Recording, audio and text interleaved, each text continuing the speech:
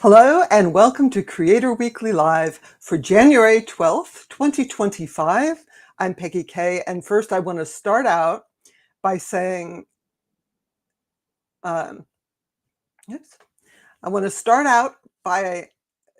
if you are in Los Angeles, I hope you are safe from the fires. And if you're in the rest of the country that's experiencing, I know, terrible winter weather and ice, I hope you're safe as well. It seems apocalyptic this week.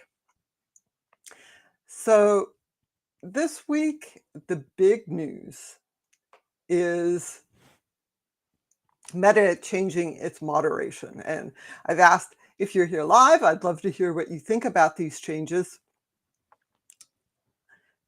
It's going to be an interesting year. There's also news from YouTube, from X, from Medium. There's a whole bunch of things today. And then at the end, I'm going to take a look back 10 years ago this week in celebration of Creator Weekly's 10-year anniversary. So thank you for joining me live. If you're here, please say hello in the chat and let me know what you think. I really appreciate the conversation there. So the first thing I want to talk about is, whoops, I am just a little disorganized this morning. All right, the first update is YouTube Shorts up to 3 minutes can now be created in the Shorts editor in the YouTube mobile app. As you remember, starting October 15th of last year, you could upload videos that were longer than a minute as a short, as long as it was vertical or square.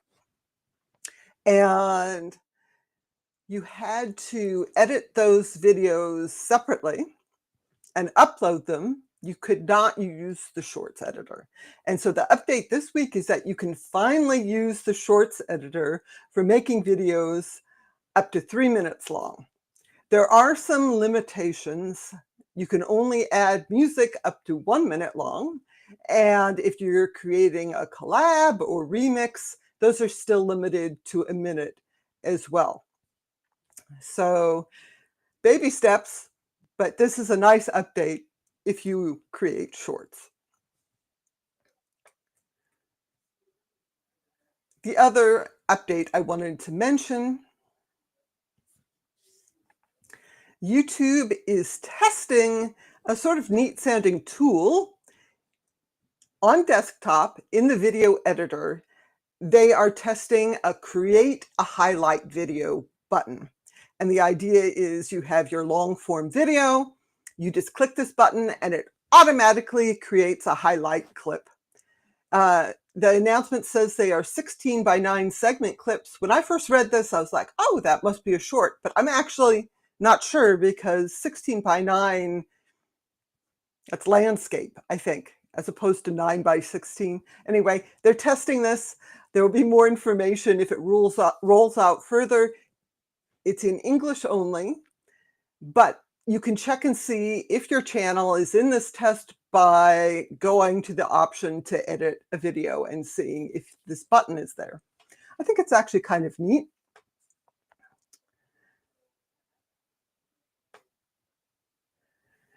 So the big update this week is Meta changing its moderation policies, and that affects Facebook, Instagram, and Threads.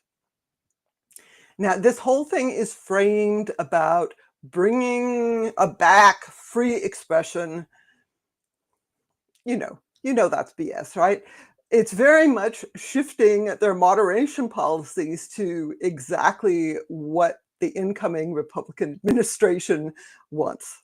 So the big changes they're making in the US, they're shifting from third-party fact-checking, which Zuckerberg is saying, oh, is biased. There's no evidence that it's biased. But some people don't like it when they're told or it's labeled that they're telling falsehoods. And they're shifting to sort of X-style community notes. This doesn't make a lot of sense. The community notes on X, yes, they get a lot of visibility in some cases, but the problem is that the community notes are so reactive, and there's supposedly these processes in place where there has to be an agreement on the notes so that the notes aren't biased. And by the time there's a note, the post has probably already been seen by thousands, maybe even millions of people. And in some cases, the notes are never published at all. So instead of taking an approach that would combine actual fact checking with notes, no, they're just going to go with community notes. They've already gotten kudos from the folks over on X. And this whole theme that Meta doesn't want to seem biased, it's a theme running throughout all these changes. The second thing that they are changing is they are tuning their automated filters to only take down automatically the most egregiously policy violating content.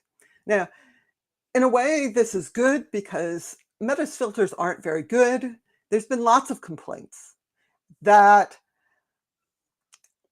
Meta takes down content that's completely innocuous because these filters just aren't very good. They don't understand context.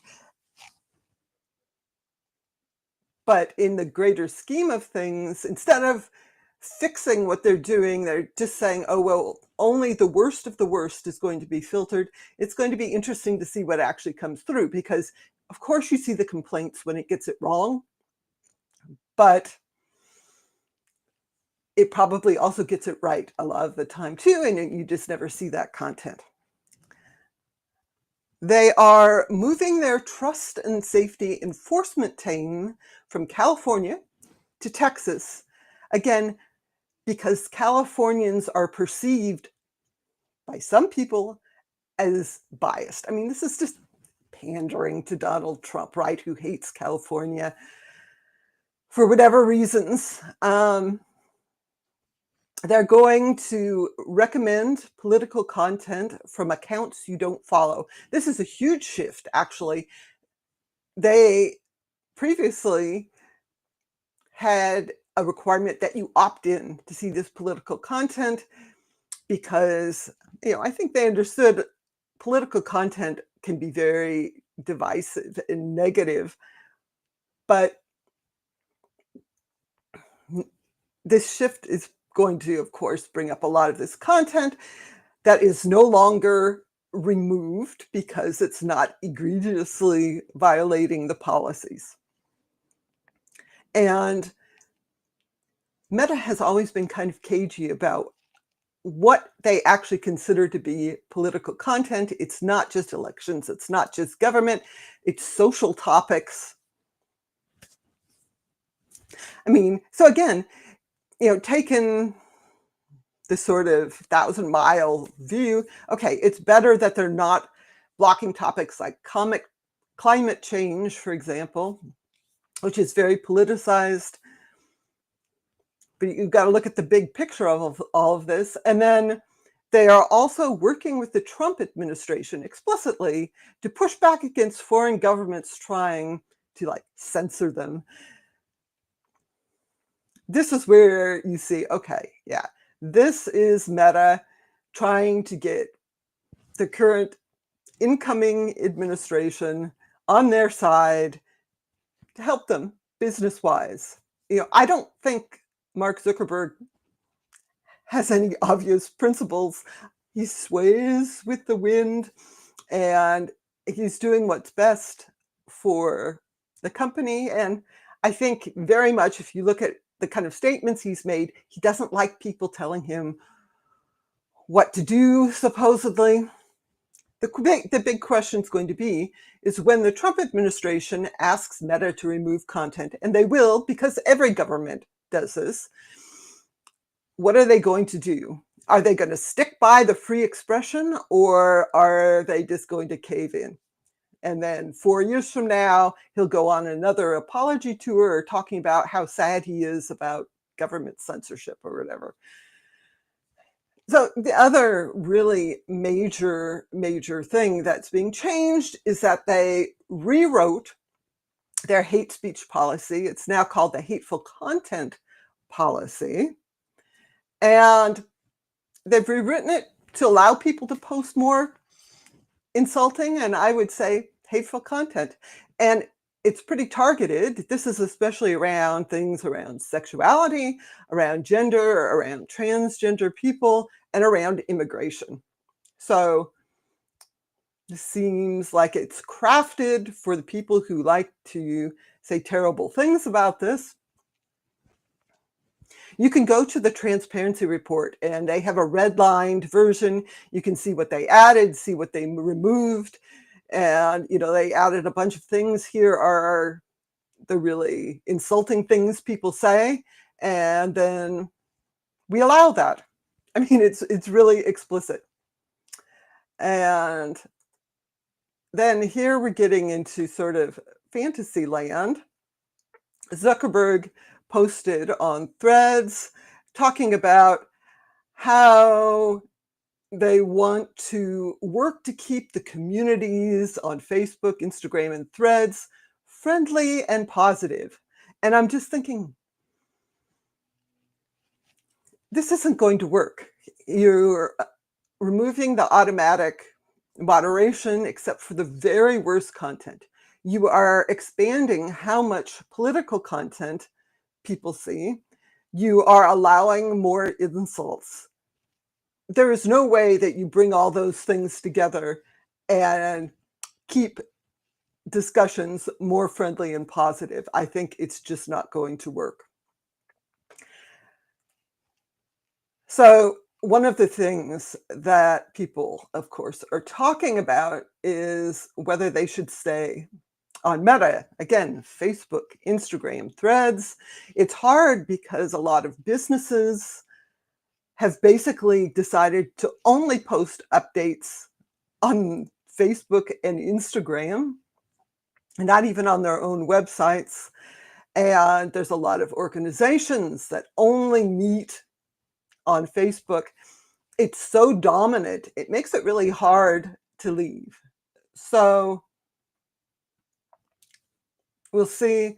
I just wanted to give a shout out to Jolyn. There are instructions on TechCrunch on how to leave Facebook. And if she said she would send the link, I'll put it in the description of the video. So, oops. That was an interesting way to start out the week. And I think there's going to be a lot of discussion about this, and it's going to really depend on how these things are enacted and whether the worst of the worst people decide to take this as a signal that they are welcome to post all this terrible, insulting content. We'll see what happens. So let me get to some other smaller updates that are not so fraught.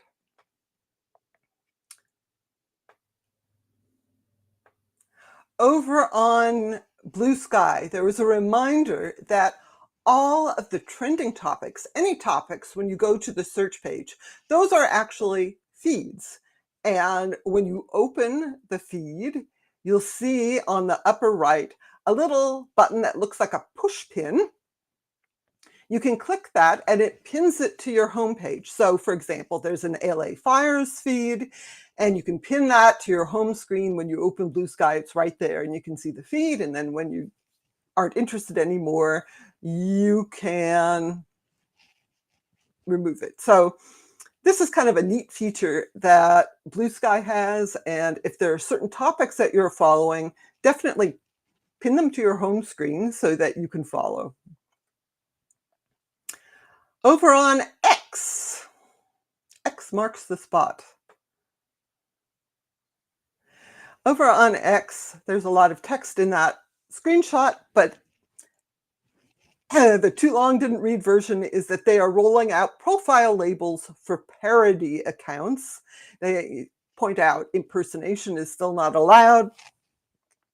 So I thought they did this a while ago. They've been talking about it for a while, but now they're rolling it out. I think this is actually a good thing because a lot of people are unable to distinguish parody from real people. So I think it's good.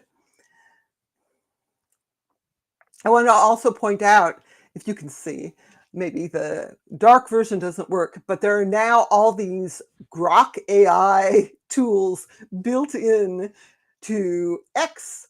There's a button at the top, and down at the very bottom of the posts that you can maybe see, you can actually click a button to have it give you a summary of the post and so forth. They're really going all in on the Grok AI.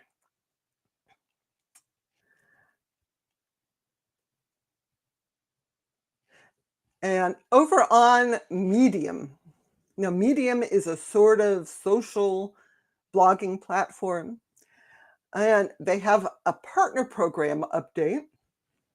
It's an important one. They are suspending, whoops, that's not what I meant to do.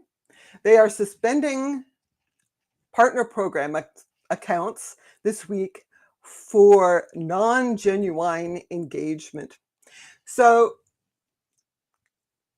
unlike a lot of platforms, Medium is not being monetized with ads. Medium is paid for by people's paid subscriptions. Apparently, they became profitable last summer. So this is working for them. And so if you're in the partner program, the way it's determined how much you earn is the amount of engagement.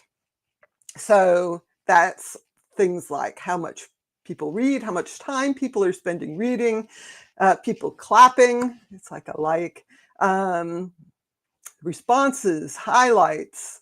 If it gets boosted, there's actually human editors that boost posts, and the read-through rate. These are all metrics that are used to determine how much people earn in the partner program. And of course, there are people who try to game this system because that always happens. So what they're saying is that they are cracking down on these accounts that are doing things like creating multiple accounts to engage with themselves,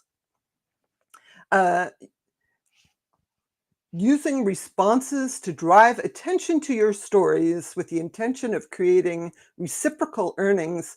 You know, it's like, I'll comment on yours, you comment on mine, and there's a lot of really low quality comments. If you have a blog, you know what I mean. What I mean exactly by that, it's people to kind of drive by, nice post, or thank you, or or something really, really vague. If you're commenting like that as a human being, just write a whole sentence and explain why you like something. So this, I think, is an interesting comparison to a lot of other platforms that are going all in. AI, automation, Medium is very much human oriented, which I think is interesting. And I've seen some buzz talking about, oh, they don't have as much visibility in Google search. I'm not sure that really matters if their income is from people with paid Medium accounts, people who are probably going to Medium directly to read the articles. They maybe don't need the Google search results. So I think that's interesting what they're doing there. You're still kind of locked in to the Medium platform, though, once you do this. I'm going to just give a brief update on the latest stuff over on WordPress land. And yes, it's all about Matt Mullenweg.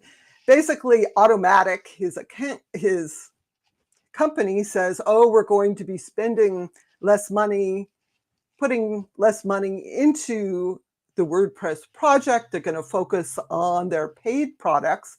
That's the WordPress.com hosting, WooCommerce, Jetpack. And for WordPress.com, they're going to go back to a more core WordPress experience.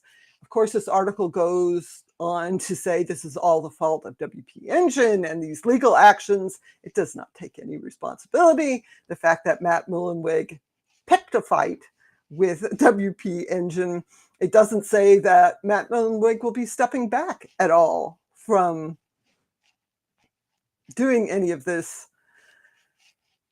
And at the same time, there was a separate post on WordPress.org. Again, WordPress.org is a repository of themes and plugins and so forth. And it turns out to be Matt Mullenweg's personal website, not owned by the WordPress Foundation. And this week, there was a sort of trollish post he made there talking about, oh, here are these people, they want to make a fork of WordPress, which is allowed, it's open source. Basically he's saying, oh, these people, they want to make their own version of WordPress. And I know how hard that is. And that starts out being, okay, he's kind of tooting his own horn. But then you read on through this article and it's like, to encourage these people, I'm going to ban them from WordPress.org. Yeah. And then it turns out none of these people that he banned are actually interested in making a forked version of WordPress. Instead, these are members of the WordPress community and some high-profile members like Yoast, whose last names I don't remember, but he was one of the original developers of the Yoast SEO plugin. These people wrote about how the WordPress community could be improved. Also, Matt Mullenweg may be stepping back a little bit, and his response is, you should go off and make your own version of WordPress. So he's not stepping back at all. He's not listening to anyone. He's making it terrible. I don't know how this is going to ultimately affect WordPress.com and all the people who have their blogs hosted there, but it seems like not a good way of doing business. He's alienating the WordPress community. Even though people aren't interested in creating a forked version of WordPress, it seems like he's almost wanting to push them to do that, maybe so he can say, haha, yours isn't as successful as mine. I don't know, but it's childish. Yeah. And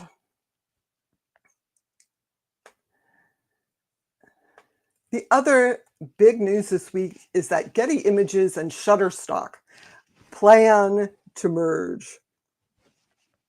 And these are two huge stock photo companies. With this merger, they would control something like 75% of the market. And as Petapixel has pointed out, or at least this particular writer on Petapixel, this is not good for photographers who make money from stock photography. This gives them less choices. It's likely they are going to, save money by not paying photographers as much. And it's also pointed out that Getty has its own AI product it calls it commercially safe. It's basically trained on images from its library. And this gives them a lot more images. So a race to the bottom. That's what we're seeing. And then another note that last year, OpenAI said that they were going to create this media manager for photographers and other creators. You basically list all of your creative works in the media manager and say, yes or no, you can train the AI on this.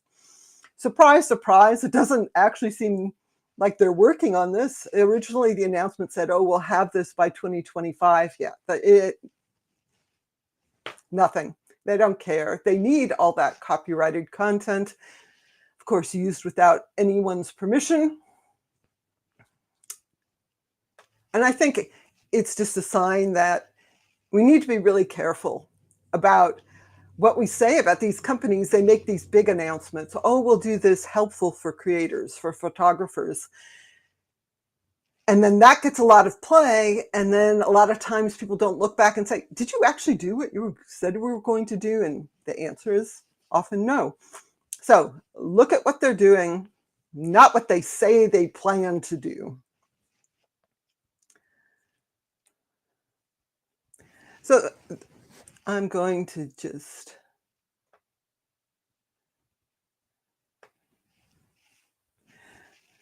And I'm going to say, oh, thank you for,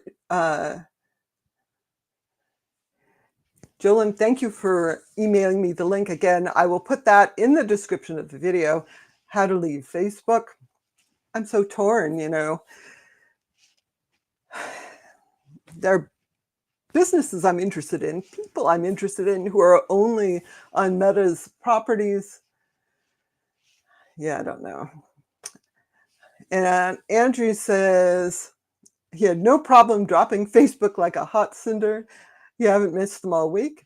Maybe just cold turkey. Maybe that's the way to do it.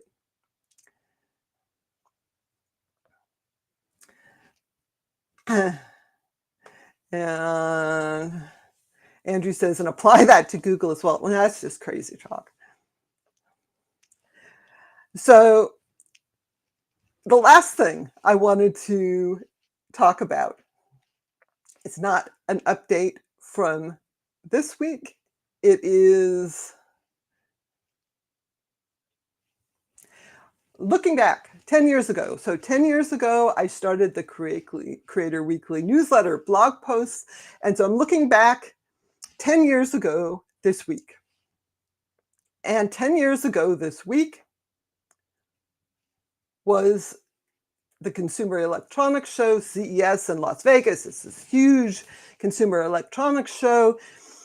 A lot of the things that are shown there are prototypes, things that haven't launched yet. And this week, all the time, there's crazy things announced there. I don't usually cover that. You can find a lot of summaries online, what was announced this past week at CES. But 10 years ago this week, CNET, Tech News, declared virtual reality is a reality. And they say virtual reality has been lurking at the fringes of the tech world for the better part of 3 decades. And this was 10 years ago, but it's often felt more like a gimmick or a sci-fi trope. And they say, but this is really happening. And then they talk about the Oculus Rift. Now, Oculus was purchased by Facebook in 2014, and this is the first model. This is from their demo video. And Oculus did go on in 2015 to launch a consumer version. It's still going strong today as part of Meta. It's part of their reality labs. And really, this is one of Meta's foundations for its whole metaverse, right? You need some way to go into the metaverse. So it has these headsets. It's still not fully mainstream. So I think we haven't really seen that yet. 10 years on, we're still kind of seeing this at the fringe, but it's better than it was 10 years ago. I'm thinking that glasses may be the way to go. That would be augmented reality. And I just want to point out, these are stills from the video they posted. Part of the problem with these, VR goggles is that they make you look really stupid when you're wearing them, and they're antisocial. This has got to be one of the most unflattering looks. I mean, they like zoomed in and it's like this guy's up his nose. Will we see more? I think there's buzz around the augmented reality glasses. There's some sort of VR project between Samsung and Google, a new operating system. So we may see some interesting things this year.